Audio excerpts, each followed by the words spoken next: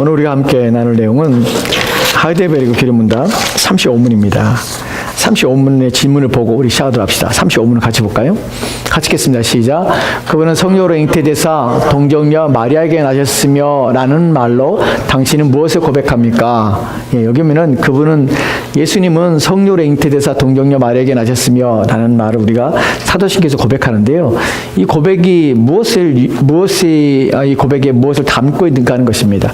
우리가 잠깐 보면 두 부분으로 생각해 볼 수도 있습니다. 하나는 성령으로 잉태되는 것과 그 다음에 동정녀 마리아에게 나셨다는 부분인데요. 우리가 이 부분이 그냥 우리가 쉽게 고백하고 쉽게 말하는 내용이지만 사실은 이 안에는 담겨져 있는 의미가 있습니다. 여러분들이 이 부분이 왜 이 부분이 우리는 이것이 중요하다고 여기진 않아요. 왜냐하면 늘상 고백하는 것이고 우리가 그냥 단순히 믿을 수 있는 것이라고 생각하기 때문에 그래요. 하지만 사실은 이 이야기 속에는, 이 고백 속에는 많은 논쟁들이 있습니다. 지금도 사실은 이 고백들, 우리가 사도신경에서 성령 잉태되사 동정녀 마리아에게 나시고 이 고백이 지금도 사실은 이단들에 의해서 이 고백은 지금도 공격을 당하고 있고, 지금도 많은 사람들이 이 부분에 대하여 믿지 못하겠다고 하는 부분 중에 하나가 바로 이 동정녀 마리아의 탄생입니다.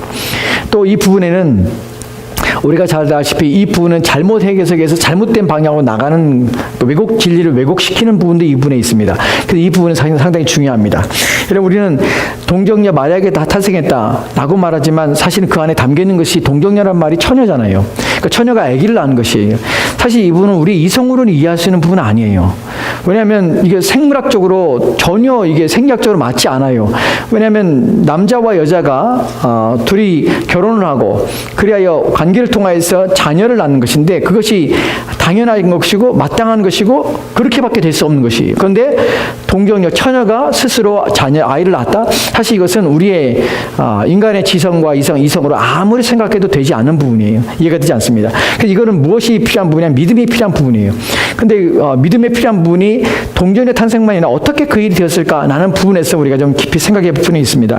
성경에서 동정녀 탄생에 대해 성경이 여러 가지 얘기를 합니다. 근데 이 부분을 우리는 그냥 무시하고 어떻게 믿고 있냐면 그냥 마리아가 예수님이 마리아에게 낳았다 라고만 우리가 이해해요. 그런데 사실은 성경은 그것보다 더 깊이 이 부분을 얘기하고 있어요.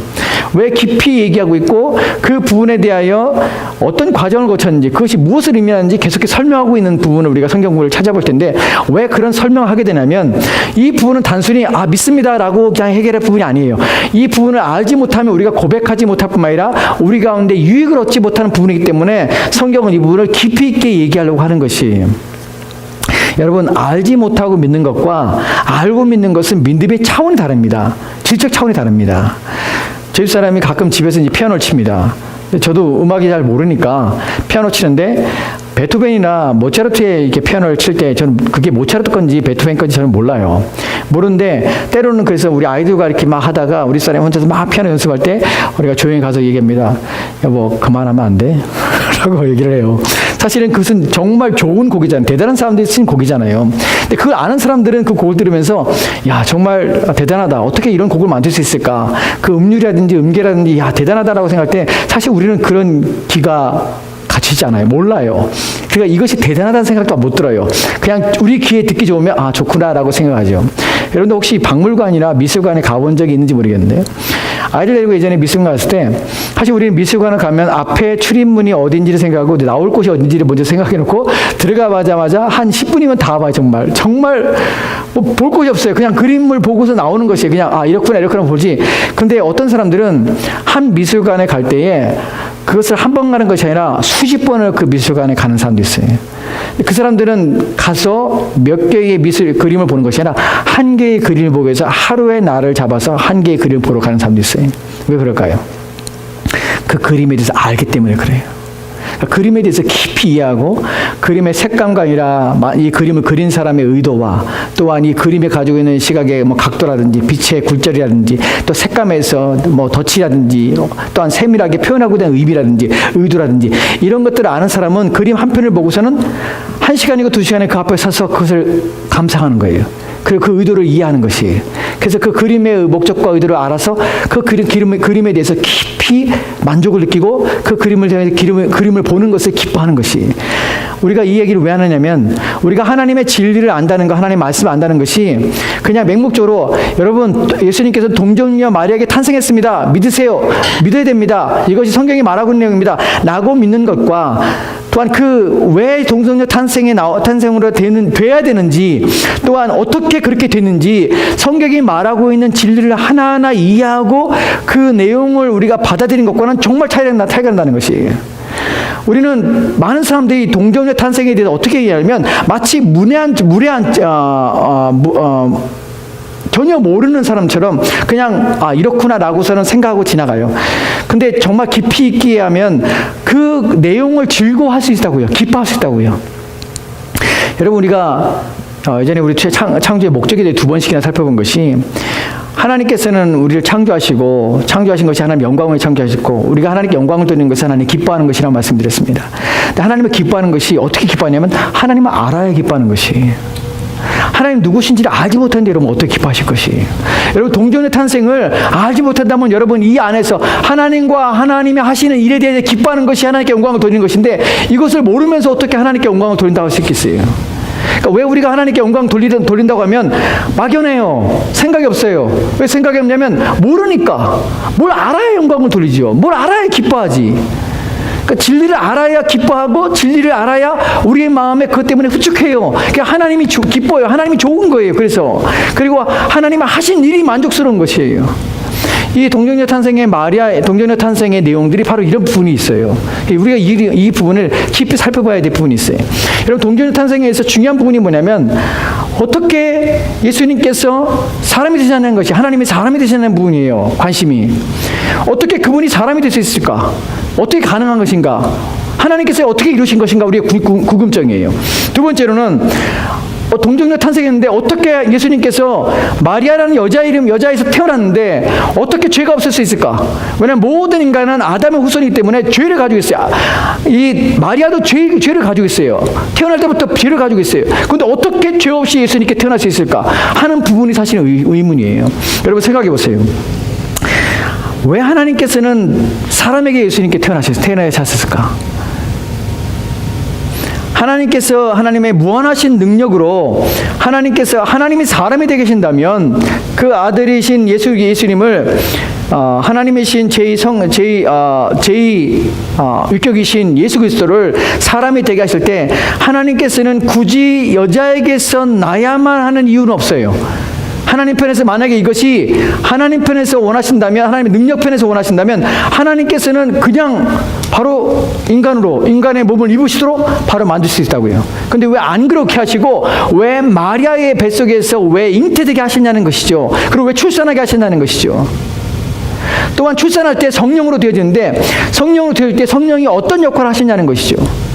왜 그것을 성경이 말하고 있냐는, 성경이 그것을 말하고 있어요. 그래서 우리는 알아야 돼요. 이것이 신비고 이것이 놀라움이고 이것이 하나님의 지혜이기 때문에 우리가 알아야 하나님을 기뻐하면 즐거워할 수 있다고 해요. 여러분 성경에서 동정녀 탄생에 대하여 첫 번째로 성경에 나오는 구절이 어디입니까? 어디예요? 창세기죠. 창세기 3장 15절 말씀에 뭐라고 합니까?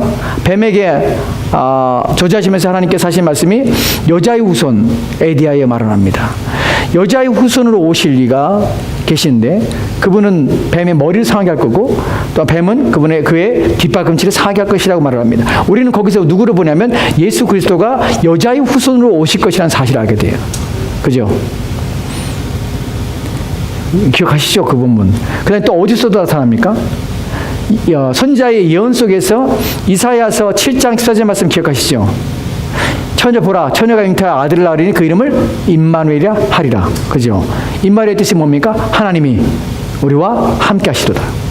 그러니까 처녀에게서 아들을 낳을 것인데 그 아들이 임마누엘, 하나님 우리와 함께 하신다는 것이. 여러분 처녀라는 말을 표현하고 여자에게 후손이라는 표현을 써요. 예수님은 여자의 후손이 돼야 돼요. 남자의 후손이 아니에요. 여자의 후손이 돼야 돼요. 그러니까 왜 어떻게 이런 일이 벌어지는가? 동정녀 탄생에 대해서 우리는 어떻게 이해되는가, 성경이 뭐라고 말하는가 하는 부분에 주의를 기울이면서 생각해 봅시다. 오늘 이 첫 번째 질문에 대하여 가장 문제가 되는 것이 뭐냐면 여자에 태어났는데 왜 여자의 후손인데 왜 예수님께서는 죄가 없는가 하는 부분이에요. 성경에 예수님이 죄가 없다고 표현합니다. 히브리서 4장 15절 말씀 봅시다. 같이 읽겠습니다. 시작. 우리에게 있는 대제사장은 우리의 연약함을 동정하지 못하실 이가 아니요 모든 일에 우리와 똑같이 시험을 받으신 이로되 죄는 없으시니라. 아멘. 아멘. 우리의 연약함을 동정하지 못하실 리가 아닙니다. 왜냐하면 같은 인간이기 때문에 그래요. 또 그러나 우리의 똑같은 인간이지만 그러나 그는 죄는 없으십니다. 예수님께서는 죄는 없습니다. 이 구절 잘 기억하세요. 예수님께서는 우리의 연약함을 동정하지 못하실 리가 아니에요. 왜 그렇죠? 같은 인간이기 때문에요. 그리고 그러나 예수님은 죄가 없어요. 이 부분에서 어떻게 이렇게 됐는가 하는 부분이에요. 우리가 35문의 질문을 받습니다. 동정녀 성령으로 말미암아 동정녀 마리아에게 낳으시고 라는 부분인데 여기는 답변을 보도록 합시다. 답변을 보면 같이 읽겠습니다. 하나 더 보합시다. 16문에서 우리가 이미 앞에 살펴본 16문에서 이 구절이 있었습니다. 중보자는 왜 참 인간이고 의로우신 분이시합니까? 답변해 보면 하나님의 의는 죄 지은 인간이 죄값을 치르기 요구하나 누구든지 죄인인 사람으로서는 다른 사람을 위해 죄값을 치를 수가 없기 때문입니다. 그래서 사람이 되셔야 하는 것이. 그 다음에 이제 답변해 봅시다. 35문에 대한 답변입니다. 같이 읽겠습니다. 시작. 하나님의 영원한 아드님은 참되고 영원한 하나님이시며 여전히 참되고 영원한 하나님으로서 성령의 사역으로 동정녀 마리아의 살과 피로부터 참된 인성을 취하셨습니다. 그리하여 또한 다윗의 참된 자손이 되고 모든 일에서 그의 형제들과 같이 되었으나 죄는 없으십니다. 아멘. 맞습니다. 여기면은 좀 말이 어려운 것 같지만 우리가 천천히 읽으면 이해가 돼요. 하나님의 영원한 아드님 누구죠? 예수 그리스도예요. 하나님의 영원한 아드님이에요. 우리는 어떻게 해요? 어떤 아들이에요? 우리는 입양된 아들이에요. 지난 시간에 살펴봤죠. 우리는 입양된 자녀예요. 그러나 하나님은 영원한 아들이에요. 참되고 영원한 하나님이세요. 그분은. 네, 여전히 참되고 영원한 하나님으로서 누가요? 예수님이 여전히 참되고 영원한 하나님으로서 성령의 사역으로 동정녀 마리아의 살과 피로부터 참된 인성을 취하였습니다. 이 부분의 의미가 무엇이냐면 왜 여전히 참되고 영원한 하나님으로서 라는 표현을 쓰냐면 예수님께서 사람이 되셨다는 것은 신성을 버린 것이 아니에요. 신성을 버린 것이 아니에요. 신성은 여전히 육체 안에 있었고 그 육체는 인성을 취하셔서 인성을 가짐으로 예수님께서는 완전한 하나님이신 동시에 완전한 인간이 되신 것이에요. 우리는 그래서 예수님 안에는 두 가지 성이 있는 것이에요. 신성과 인성의 두 가지 인격이 같이 있는 것이에요. 이해가 되십니까? 이것이 혼합된 것이 아니에요. 이것이 분리되고 또한 나뉜 것이 아니에요. 이것이 한 인격 간에 이것은 혼합되거나 또한 이것은 완전한 분리가 된 것이 아니라 한 육체 안에 두 인성이 같이 존재하시는 것이 이것이 예수님의 모습입니다. 여기 보면 성령으로 사역으로 동정녀 마리아의 살과 피로부터 참된 인성을 취하였습니다 라는 표현을 씁니다. 이 부분이 중요한데 성령의 사역으로 동정녀 마리아의 살과 피로부터라는 표현을 씁니다. 여러분 왜 동정녀 마리아의 살과 피로부터는 쓰냐면 예수님께서는 예수님께 잉태되실 때 무엇에 문제되냐면 하나님께서 예수님을 이 땅에 보내실 때 사람이 되게 하실 때 왜 하나님께서는 그냥 예수님을 인간으로 처음부터 만들지 않았을까? 왜 사람이 되게 하셨을까? 또는 하나님께서는 왜 예수님을 장성한 후에 그냥 사람 누군가를 세워서 그 사람이 부모 아래에서 자라서 이제 30살 됐을 때 예수님이 하나님께서 그의 영혼 안에 들어가서 이제 그분이 예수님 되게 하셔서 이제 하나님이 되게 하셔서 왜 하나님의 사역을 감당하지 못하게 하셨을까? 이런 부분에 대한 것들에 대한 성경의 답변이 무엇이냐면 우리가 알다시피 예수님께서 왜 인간이 되시려면 예수님은 인간이 되셔야만 우리의 죄를 사할 수가 있어요. 또한 죽으실 수가 있어요. 그 인간을 되셔야 합니다. 그렇다면 왜 하나님께서는 예수님을 인간이 되게 하실 때 그냥 처음부터 예수님을 태어나지 않고 왜 육체 속에 집어넣었을까? 왜냐하면 하나님이 만약 예수님을 그냥 성자이신 예수님을 그냥 인간으로 만들었다면 그 인간은 참된 인간이 아니에요. 왜냐하면 하나님이 창조하신 인간이지. 무슨 말인지 아세요? 육체 가운데 들어가서 마리아의 품속에 마리아의 뱃속에 뭐죠, 우리가? 자국에 여자가 아니라서 여자의 자궁에 여자의 자궁에서 예수님의 본문에 말한 것처럼 성령께서 마리아에게 살과 피로 말미암아 인간이 되게 하심으로 인성을 있게 하심 말미암아서 인간이 되실 때에 그때야 참된 인성을 가지게 되는 것이. 그래서 하나님께서는 그냥 예수님을 만드신 것이 아니라 마리아의 뱃속의 자궁에 예수님을 잉태하게 하시고 예수님이 출산하도록 만드신 것이에요. 왜냐하면 그래야 참 인간이 되시기 때문에 그래요. 그래서 본문이 말하는 것처럼 예수님께서는 마리아의 살과 피로부터 참된 인생을 취하였다는 것이에요. 왜 그렇게 만약에 그렇지 않다면 어떤 일이 벌어지는지 아십니까? 소시안주의라는 사람도 있습니다. 이단인데요. 그 사람들이 뭘 주장하냐면 성령의 잉태, 성령으로 예수님이 잉태했다는 표현을 어떻게 이해하냐면 예수님께서는 예수님께 성령으로 잉태되기 때문에 마리아의 배에, 마리아의 자궁에 하나님 성령이 예수님을 착상시킨 것이 아기로서 착상시켜서 즉 마리아와는 전혀 상관없이 마리아는 어떤 상태냐면 배양만 한 것이에요. 즉 뱃속에서 아이를 인큐베이터처럼 이해가 되세요? 배양만 해서 예수님께서 마리아의 뱃속에서 생겨났고 그 다음에 성령에 의해서 생겨나게 하셨고 자라게 하셨다는 것이 이것이 무슨 의미를 가지게 되냐면 그러면 예수님에 대하여 부모가 누구냐면 성령이 되시는 것이 왜냐하면 인간과 상관없이 성령에 의해서 성령의 본질이 예수님 안에 들어가서 예수님이 태어났고 창조됐기 때문에 인성이 창조됐기 때문에 그 부모는 누가 되냐면 마리아가 아닌 것이 이해가 되십니까? 근데 성경에 뭐라고 그랬어요? 여자의 후손이 돼야 돼요. 예수님은 여자의 후손하고 완전한 인간이 참 인간이 되셔야 돼요. 그럼 어떻게 하면 인간의 살과 피로 예수님께서는 지어지고 또한 그 인성은 만들어지고 또한 그 인간 예수님은 그렇게 자라야 되고 그렇게 출산해야 되는 것이. 그래서 하나님께서는 예수님의 마리아의 뱃속에 자궁에 예수님을 성령을 통해서 예수님께서 마리아의 살과 피를 통해서 인간 예수님을 만드셨고 또한 그 만들어진 태아가 이제 자라서 출산하게 되는 것입니다. 그래야 참된 인간이 되시는 것이. 이해가 됐어요? 무슨 말이지? 이 일을 왜 하셔야 되냐면 하나님께서 이 일을 그냥 하나님의 능력으로 하시지만 이미 하나님께서는 어떻게 하시냐면 참된 인간으로서 인간의 후손으로서 여인의 후손으로서 이 땅에 보내시기를 원하셨다는 것이에요. 그래야 참 인간으로서 우리의 죄를 사할 수가 있는 것이에요. 그냥 만들어진 창조자에서 그냥 인위적으로 만들어진 것이 아니라 인간의 후손 가운데 이 땅에 오셔야만 되는 것이에요. 그래서 인간의 살과 피로서 피를 받아서 예수님께서 인간이 되셔야만 그 살과 피를 받은 동일한 인간이 될 뿐만 아니라 그 인간으로서 인간을 구원할 수 있는 자격이 갖춰야 되는 것이 온전한 중보자가 되시는 것이. 그래서 하나님의 지혜로 말미암아서 일이 이루어지게 된 것이. 이해가 되십니까? 그래서 참된 인성을 취하시게 된 것이. 또한 그리하여 또한 다윗의 참된 자손이 되시고 모든 일에서 그 형제들과 같이 되셨으나 죄는 없습니다. 다윗의 참된 자손이 될 수밖에 되는 것이 마리아를 통하여서 그렇게 오셔야만 아브라함에게 약속했던 것이 이제 성취되게 하시고 그 인간을 통하여서 마리아를 통하여서 예수님께서 잉태되시고 또한 마리아의 살과 피를 통하여서 참된 인성을 취하시면 냠아서 예수님께서 누구의 후손이 되냐면 다윗의 후손이자 아브라함의 약속의 후손이 되시는 것이. 만약 그렇지 않다면 예수님께서는 다윗의 후손이 될 수가 없어요. 하나님께서 그냥 인위적으로 만드셨다면 다윗의 후손이 아니에요. 아브라함의 후손이 아니에요. 근데 하나님께서는 그 약속된 게 성취하시고 그것을 이루셔서 이 참된 인간이 되시고 또한 그로 말미암아서 우리를 구원하시기 위해서 마리아의 살과 피를 통하여서 참된 인성을 취하시게 하시고 그리하여 예수님 이 땅에 보내시게 되는 것이. 여러분 이런 사실을 안다는 것은 여러분 구원은 쉽게 되는 것이 아니에요.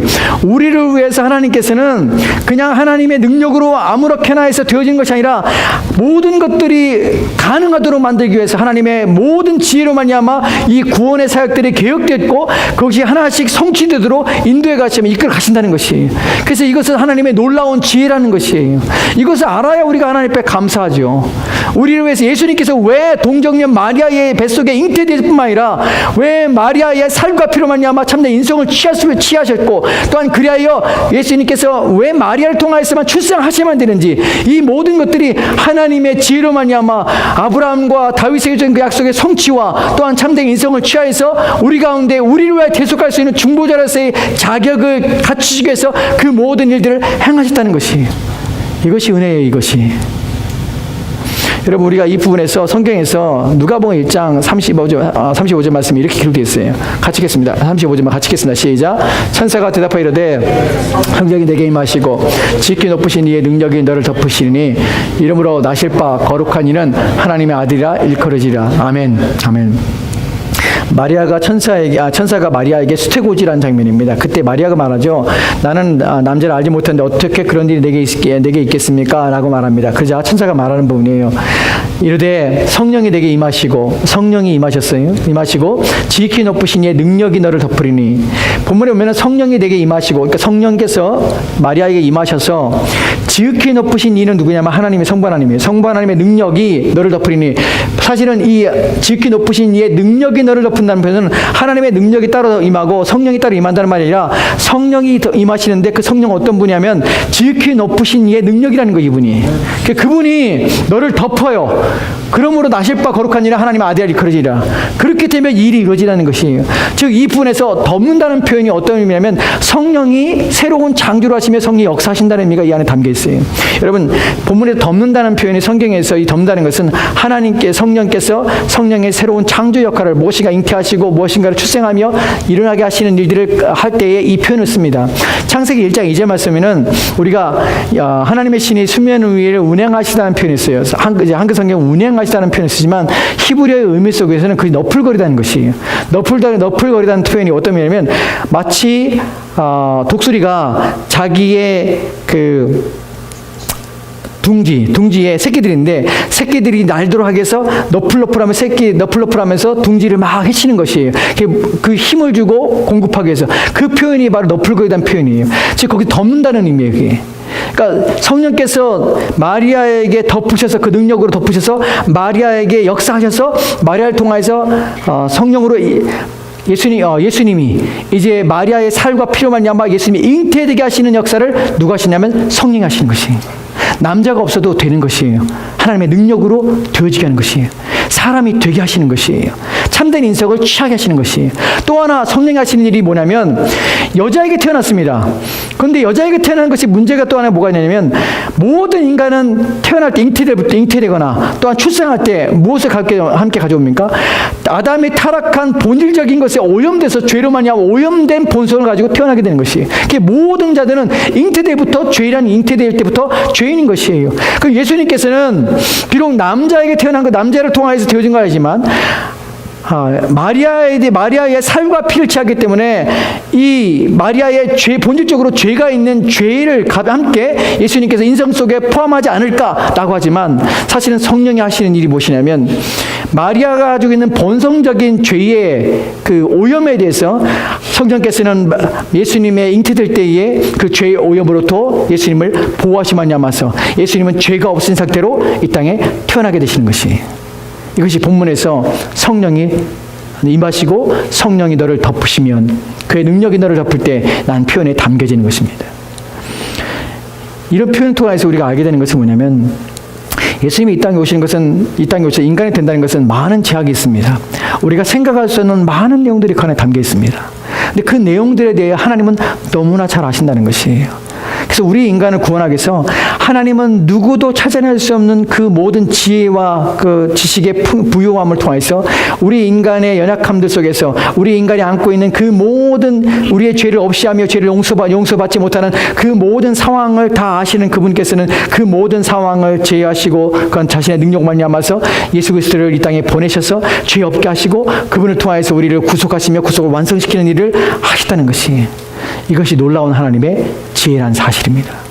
여러분 우리는 그냥 성령에 잉태되어서 동정녀 마리아에게 나시고 라는 표현이 그냥 가벼운 얘기죠. 가벼운 한 구절의 의미지만 이것은 창세로부터 예수님 오실 때까지 하나님께서 예언하시고 준비하시며 창세 이전부터 하나님께서 우리의 구속을 위해서 미리 계획하시고 준비하셔서 그 어떤 것에도 부족함이 없도록 그 모든 것을 완전히 성취하시며 이루셔서 우리의 구원에 있어서 조금 더 흠이 있거나 조금 더 부족함이 없도록 그 모든 걸 채워가심으로 말미암아서 이루어낸 사건이라는 사실입니다. 그것이 바로 동정녀 마리아의 탄생 속에 있는 내용들입니다. 여러분 이 사실 우리가 깊이 이해하고 깨닫는다면 우리 구원을 위해서 하나님이 얼마나 지혜롭게 하나님이 얼마나 풍성하며 하나님이 얼마나 많은 일들을 우리 가운데에서 행하시는 생각할 때 우리 하나님을 바라보며 하나님을 기뻐할 수가 있는 것입니다. 여러분, 이 본문에서 말하는 것처럼 우리에게서는 구원받을 만한 자격도 없을 뿐만 아니라 우리의 구원에 있어서는 쉬운 길이 전혀 없었습니다. 너무나 많은 장애와 너무나 많은 방해를 많이 우리 오염을 하면서 너무나 많은 일들이 우리로 하여금 구원을 받지 못한 상황으로 우리를 내닫게 하는 것이, 그런데 하나님께서 이를 이루신 것입니다. 우리는 감사해야 합니다. 기뻐해야 되는 것입니다. 이제 그 다음 내용 봅시다. 36문입니다.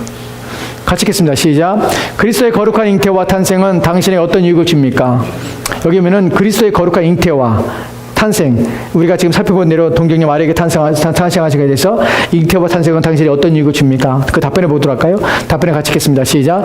그리스도는 우리의 중보자이심으로 잉태되고 출생할 때부터 가지고 있는 나의 죄를 그의 순결함과 온전한 거룩함으로 하나님 앞에서 가려줍니다. 네, 그렇습니다. 그리스도는 우리의 중보자십니다. 우리가 살펴봤듯이 우리에게 있어서 중보자는 죄가 없으실 뿐만 아니라 하나님이 되셔야 합니다. 참된 인간이 될 뿐만 아니라 하나님이 되셔야 하는 것이에요. 그래서 하나님께서는 이 땅에 인간이 되셔서 올 수밖에 없다는 것이에요. 나중에 이 부분에서 설교를 할 것인데, 제가 요즘 책을 읽으면서 기독교 강의를 읽으면서 하나가 뭔가가 딱 이렇게 이 부분이 또 있었구나 하는 것을 깨닫는 게 하나 있어요.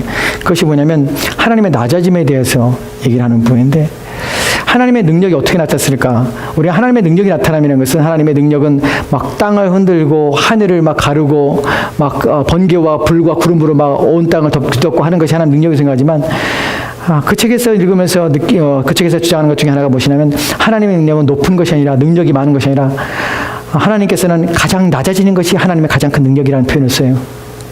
여러분, 그 말의 의미를 이해하십니까? 그 능력이 엄청난 분이, 못하시는 것이 없는 그분이 가장 낮아지는 것이 그분의 능력이라는 것이죠. 그 능력이 하나님이신 예수님께서 자기를 낮추셔서 자기 스스로는 아무것도 할 수 없는 갓난아기로 이 땅에 태어났다는 것이, 엄마의 도움 없이는 아무것도 할 수 없는 그 무능력한 모습으로 이 땅에 오셨다는 사실이에요. 그리고 그 엄마의 젖으로 말미암아서 인간의 자기의 피조물인, 자기가 지은 그 피조물의 모유를 먹고 자라시며 그 피조물의 돌보심을 받고 자라는 이 예수님의 낮아심에 대해서 말할 때, 그분이 얼마나 자기를 낮추신 것입니까? 그분이 하나님이신데 자기가 지은 것에 의하여 의존하여 자기의 생명을 맡기셨습니다. 얼마나 자신을 낮추신 것입니까? 이것이 그분에게 얼마나 큰 능력입니까? 여러분, 사람 능력이 정말, 똑똑한 사람이 똑똑한 일을 하는 것은 능력이 아닙니다. 그 똑똑한 사람이 정말 아무것도 없는 것처럼 겸손한 것이 능력이에요. 그 탁월한 사람이 자기 자랑하지 않고 자기를 낮추고 자기를 완전히 비우는 것이 정말 능력인 것이, 하나님이 그렇게 하셨다는 것이. 그래서 하나님은 정말 놀라운 은혜와 놀라운 능력으로 우리 가운데 역사했다는 것입니다. 그분은 연약한 인간이 되셔서 순결하게 이 땅에 오셔서 우리의 모든 죄를, 우리가 잉태되고 출산할 때 가지고 있던 우리의 모든 죄를 위하여 이 땅에 순결함과 온전한 거룩함으로 이 땅에 오셨고, 그야 우리의 죄를 다 사하셔 주셨다는 것입니다. 우리가 이런 사실을 여러분이 깊이 묵상한다면, 생각한다면, 어찌 하나님 앞에 감사하지 않고, 또한 우리가 어찌 하나님의 은혜에 대해서 우리 삶들을 주님의 기뻐하신 삶으로 살지 않을 수가 있겠습니까? 여러분, 깊이 생각해 보십시오. 우리 같이 이 시간에 같이 기도하도록 합시다.